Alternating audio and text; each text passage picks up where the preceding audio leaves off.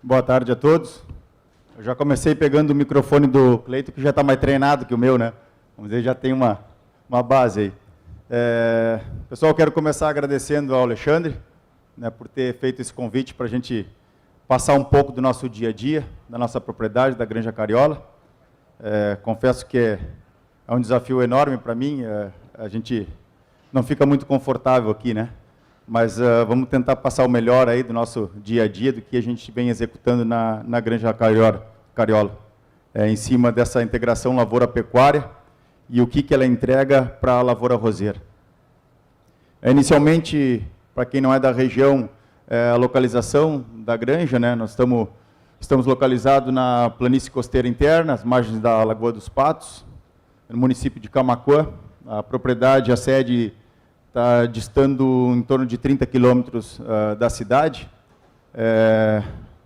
situada assim como pontos de referência ao norte a cidade e mais a montante de Camaquã, a barragem do Arroio Duro, que é responsável pela irrigação das áreas de arroz, boa parte das áreas de arroz do município, cerca de 17 mil hectares, é irrigado pela barragem do Arroio Duro e gerenciada por produtores, né?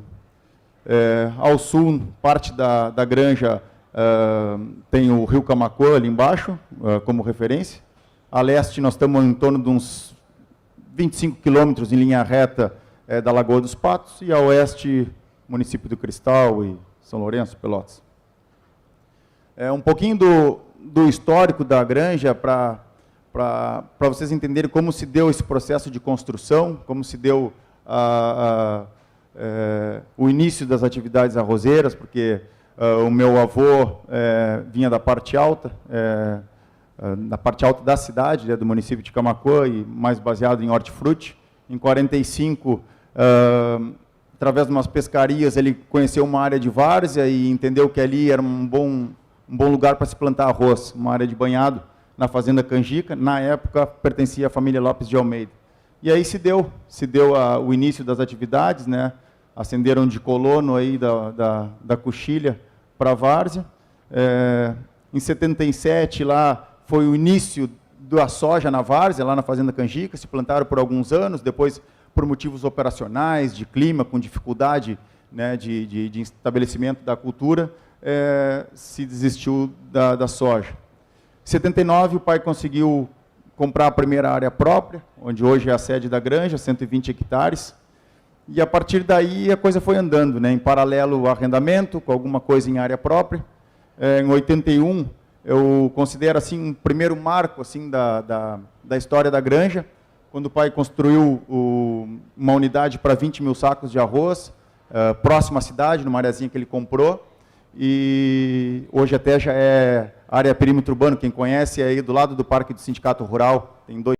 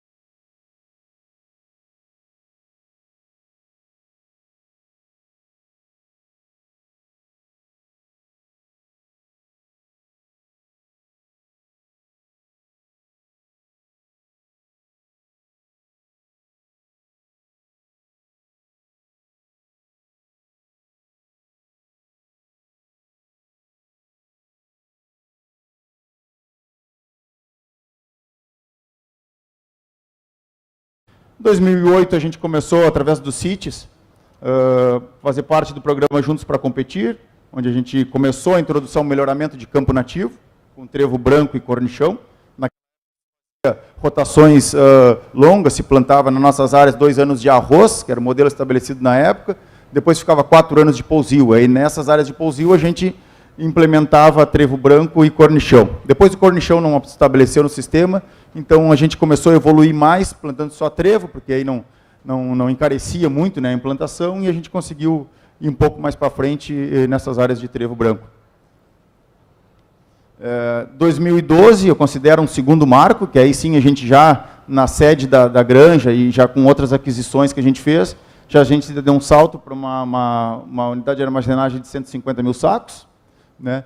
E junto com o início da agricultura de precisão Quadracar. Então, seria um segundo marco, assim, que eu acho que foi uma virada de chave importante no entendimento de ter fertilidade nos nossos solos, aumentar o nível de nutrientes e também verticalizar a produção, né? Até porque a gente tinha uma área pequena. Depois, 2017 e 2018, aí foram 2 anos aí que foram muito importantes para a empresa e se consolidar verdadeiramente como uma empresa familiar, né? Começamos os inícios dos protocolos de sucessão familiar, com as safras e cifras, né? Juntamente depois com a entrada da assessoria gerencial com a RGS, que a gente tem até hoje, aí, que muito importante para a empresa, e o início com a consultoria porteira dentro, né? Na parte de manejo das lavouras. Então, acho que daí para frente, a gente deu um salto grande em pouco tempo, e a produção verticalizou assim de uma maneira importante. 2020 participamos da ATEG, né? E fomos a primeira propriedade a participar da assistência técnica gerencial, Senar Farsul.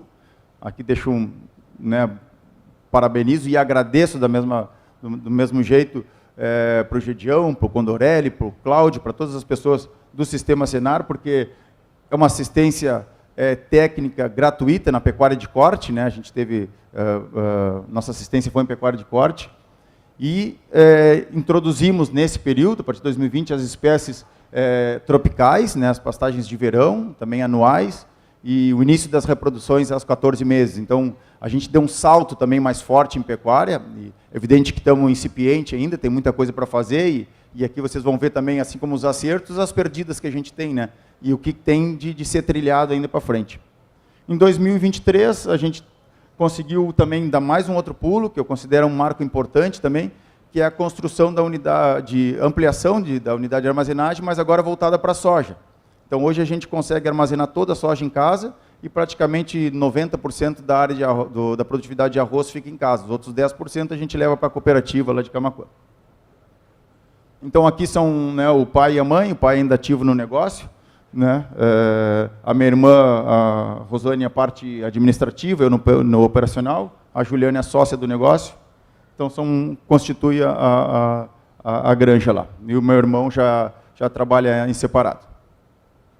O mapa geral da propriedade, né? Então, aqui desse ano, os cortes em azul são as áreas de arroz, os cortes em verde é soja, a parte laranja aí é a parte de pecuária e alguma coisa de reserva legal, que fica mais próximos ao rio, tem áreas de enchente ali, né? E a parte branca é uma área que foi soja, que foi desistida em função da época, né? A gente terminou já o plantio 2 de janeiro, então se optou por não plantar soja e sim suavizar aquela área que eu vou mostrar mais adiante. Falando da pecuária, né? Nosso rebanho é composto por gado Angus, né? Um ciclo completo, visando intensificar a reprodução aos 14 meses das terneiras, das novilhas, e o abate dos machos até 20 meses. Para isso, a ATEG foi fundamental, para a gente conseguir alavancar isso, porque tem que desmamar pesado, tu tem que dar condições para a vaca parir em cima do azevém, tu tem que ter esse terneiro comendo um cripe, tu tem que suplementar, enfim, são série de fatores para a gente poder desmamar pesado, 250, 260 quilos, para essa novilha chegar aos 13, 14 meses, 360, minha meta mais ou menos. E aí sim, e mais do que isso, mais do que chegar, mais difícil né, Fano, a gente conseguir que essa terneira continue ganhando peso, né? Então esse é o grande impasse e é coisa que a gente tem que ainda está aprendendo, né? Um rebanho, né, teoricamente pequeno para a área, é um rebanho que proporciona uma integração lavoura-pecuária, e aqui a gente está também fazendo uma ideia do conceito exatamente do que é a lavoura-pecuária, né? Por vezes, como o Fano disse, por vezes a gente está atropelando as coisas e simplesmente tu largou os animais ali para rapar uma lavoura para tu entrar, não é esse o fundamento. E o gado todo fica no inverno nas áreas de cobertura, e no verão a gente tem as áreas de campo nativo melhorado, ou as pastagens tropicais, dependendo da categoria, que entram para essa área. Um pouco da composição do rebanho, aqui eu vou dizer essas das perdidas, né? Tu vê que a gente tem o rebanho rebanho de cria, a gente tem em torno de 70% de vacas, aí a prenhez do ano passado, 20% de novilhas de 2 anos, e só 7% de novilhas aos 13, 14 meses. A gente conseguiu chegar o ano retrasado a 35%. E aí, por um problema ou outro, seja clima, seja operacional, seja faltou comida, a gente reduziu para esse ano a 7%. Né? Mas tem que fazer bem feito, e eu acho que é importante a gente dar um passo atrás, não tentar fazer de qualquer maneira, mas sim saber o que errou e para o próximo ano a gente tentar alavancar, e o objetivo da granja, e se Deus quiser nós vamos chegar, é ter os 100% das novilhas nesse período. Um pouco dos resultados produtivos desses últimos, desde 2020, e a TEG trouxe isso de novo. Eu, como veterinário, tu sabe que até 96 que eu me formei, até 2012, 2013, eu tinha os indicadores zootécnicos, as métricas, tudo direitinho, era eu que fazia. Conforme a lavoura foi aumentando, a gente foi deixando e não tinha mais gente para fazer, e aquilo se perdeu. E a TEG me ajudou de novo a ter esses índices, a trazer essas métricas de volta, os indicadores importantes aí, né, e com parâmetros do Integra ali, que a gente se situa no meio ali, e fica bem importante. Então aí a gente está beirando quase os 200 quilos por hectare, tem cancha para muito mais, evidente, mas são já resultados, considero satisfatórios. Então a base forrageira, né, do verão, como eu falei, ali está, vou me deter um pouco mais nas de inverno, que é o que proporciona um incremento na lavoura arrozeira do ano seguinte, né, que são as áreas em cima de soja, de azevém e trevo persa. O trevo branco a gente tem sempre ajustado e melhorado o banco de semente nos campos nativos também. Aqui uma amostra da área de Mombaça, né, com a filha daí, dando uma brincada. E aí isso é um pouco que eu falei da pecuária, passando rapidamente, né, tu tem que ter um creep, né, o creep feeding aí, tem que ter um autoconsumo dos animais, o uso de palha de feno de arroz em momentos cruciais, aqui no desmame, né, e também aproveitando o resíduo da pré-limpeza do arroz e da soja, para administrar em momentos específicos e em categorias também específicas, né. Ano como que se passou aí, que a gente teve nas áreas lá, que o gado já tinha saído das áreas de lavoura em setembro e ido para o campo nativo melhorado e para as áreas de banhado. A gente teve uma enchente, como todos tiveram aí, né, como foi a primavera chuvosa. Eu fiquei 30 dias com água acima de 2 metros de altura.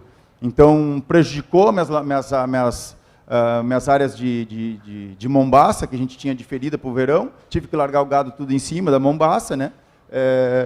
E aí que eu digo que, nesse momento que eu tinha palha de arroz e que mantinha pelo menos o teor calórico dos animais, para mim era considerado alfafa, né? Um pouco aqui da soja, esse retrato que eu brinco aqui rendeu até um book aí de família, né, em 2017 e 2018, que foi o primeiro momento que a gente conseguiu, que eu conheci uma lavoura de 60 sacos por hectare, Robertito. Né, até então não sabia o que era isso. Então, a partir de 2017, 2018, a gente começou a aumentar o teto produtivo, e isso aqui tem que ficar para lembrança aí, porque não é todo dia, né? E o que a soja agrega de sustentabilidade para a lavoura de arroz? Bom, a soja, para nós, é um negócio que gera equilíbrio, né, no sistema. É uma espécie diferente do arroz, é uma espécie de porte diferente, de arquitetura, de raiz diferente, né? É uma cultura que te facilita tu ter as limpezas diárias, por usar defensivos de mecanismos de ação diferentes, que vai refletir na tua lavoura de arroz do ano seguinte, né? A escarificação, que é o objetivo de 100% da área escarificada. Esse ano também não conseguimos fazer o 100% em função da chuva, mas beirou aí os 50% da área. E, esporadicamente, em algumas áreas que estão saindo da mão, a gente faz 2 anos de lavoura de soja, para também alavancar a produção da lavoura de arroz do ano seguinte. Irrigação por carretel. Em 2021 nós compramos um carretel. Entendemos que seria o seguro da lavoura de soja, até porque a gente não faz seguro de lavoura. Ele irrigou uma área de Zeus, em torno de 100 hectares de Zeus, e depois, tardiamente, irrigou mais 40 hectares de Valente. Naquele ano, a gente colheu 92 sacos por hectare de Zeus. Na área que ele não irrigou, deu diferença de 6 sacos por hectare, na Zeus. E foi mais surpreendente ainda na Valente, em que a gente conseguiu irrigar 40, 50 hectares, com um banho só, ele deu uma diferença de 15 sacos, onde foi irrigado e onde não foi irrigado.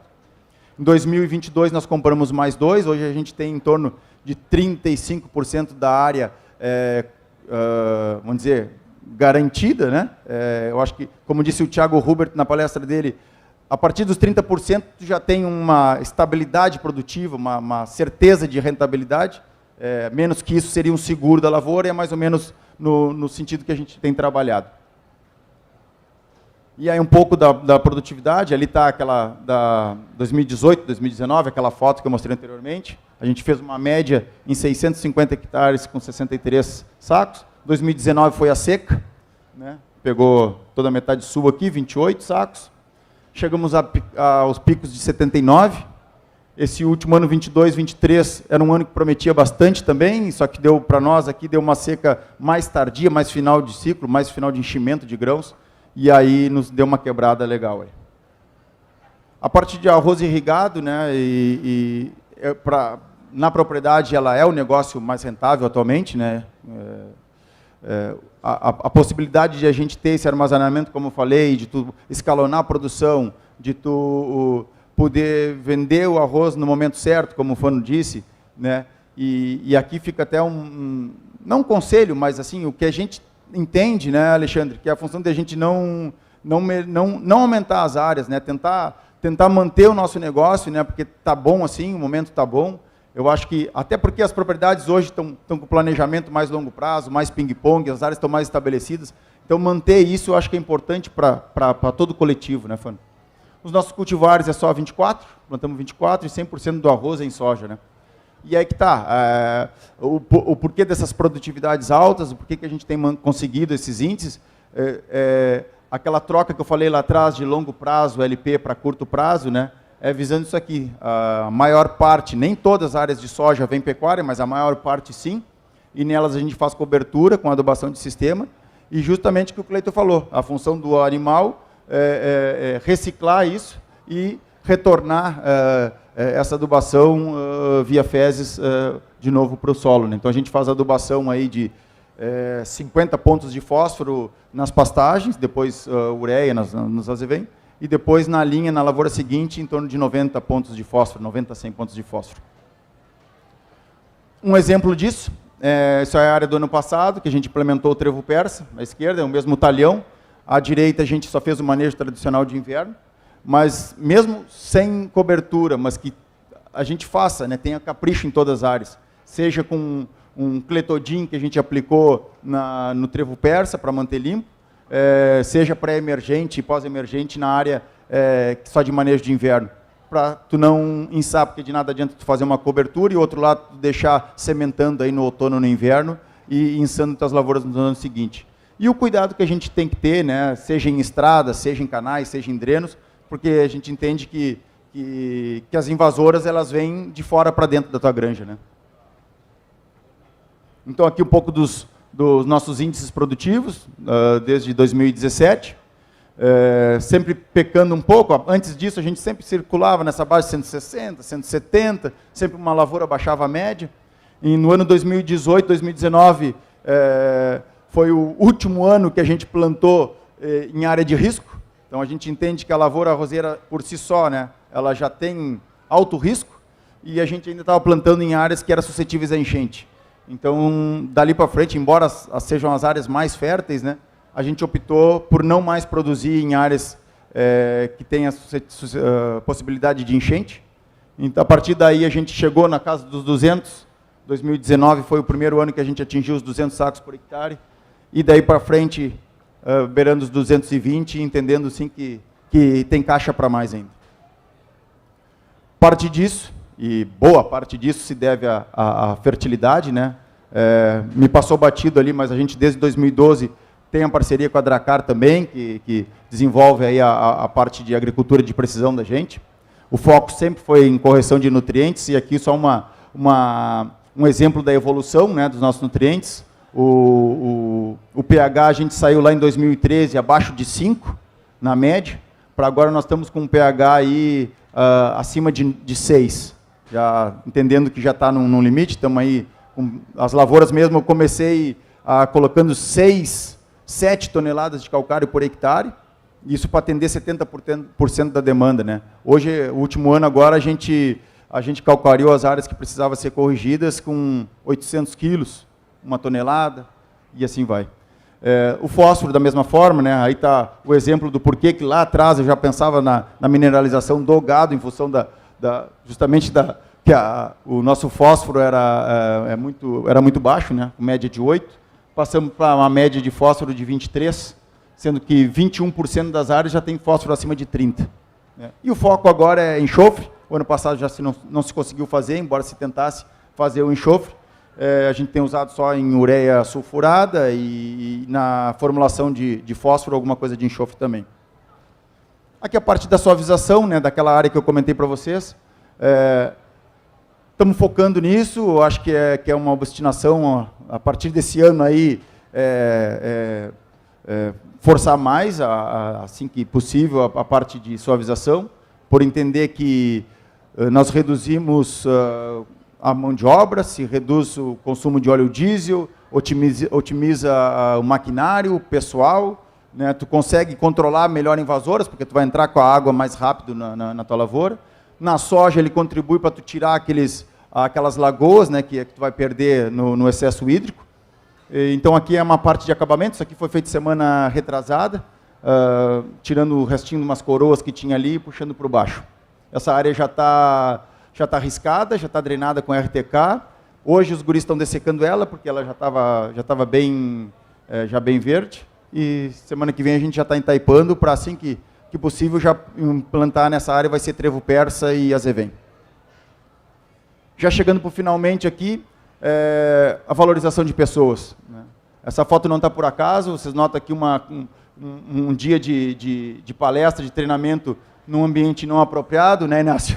Mas estamos fazendo, aqui está no meio da oficina, mas hoje a gente já tem uma estrutura, mês que vem está montada lá, uma estrutura para capacitação, para o pessoal descansar o meio-dia, para o pessoal poder trocar ideia e a gente fazer o assadinho ali da turma. Então, para investir em pessoas, né? Eu acho que eles têm que valorizar, eles têm que entender o que tu quer, né? A meta que tu quer chegar, porque de nada os patrões aí querer um objetivo e o teu funcionário, né, Henrique, não comprar essa ideia, né? Então, eles têm que entender do negócio, eles têm que entender quanto custa o adubo rasgado lá, né, Inácio? Aquele saquinho que ficou lá, eles têm que conseguir entender o preço da tonelada do adubo, quanto custou o investimento numa máquina, né? E eles participarem do negócio também, né? Seja trocando ideia, seja tu perguntando o que tu acha disso, o que tu acha aquilo. E são dessa maneira que a gente vai conseguir evoluir. Ali é o pessoal da pecuária, ali na fotinho, já avisando as pessoas que vão nos suceder, né? Daqui a Sofia, o Augusto, já participando aí do treinamento do porteiro esse ano, o Munhoz atingiu os objetivos aí plenamente, né, Gordo? E vamos dar seguimento nisso aí, porque a gente tem que investir nas pessoas, tem que investir nos nossos sucessores, né, Fano? Tá aí a tua filha também aí. Se Deus quiser, eles vão seguir nosso negócio. Isso aí, mas no seu tempo, né? No tempo deles, dos nossos filhos, no tempo de a gente pensar no futuro, sempre solos cobertos, com plantas, produzindo grãos e carne. Então aqui eu deixo o meu agradecimento, obrigado por nos escutarem, agradeço o Chico por me ajudar nos slides, agradeço a patroa aí por fazer o floreio dos slides, né, Chico? A minha mãe que está aqui, né, minha família toda, meus amigos, está todo mundo? Então, seguimos aí para alguma pergunta aí, se tiver, estamos à disposição. Obrigado.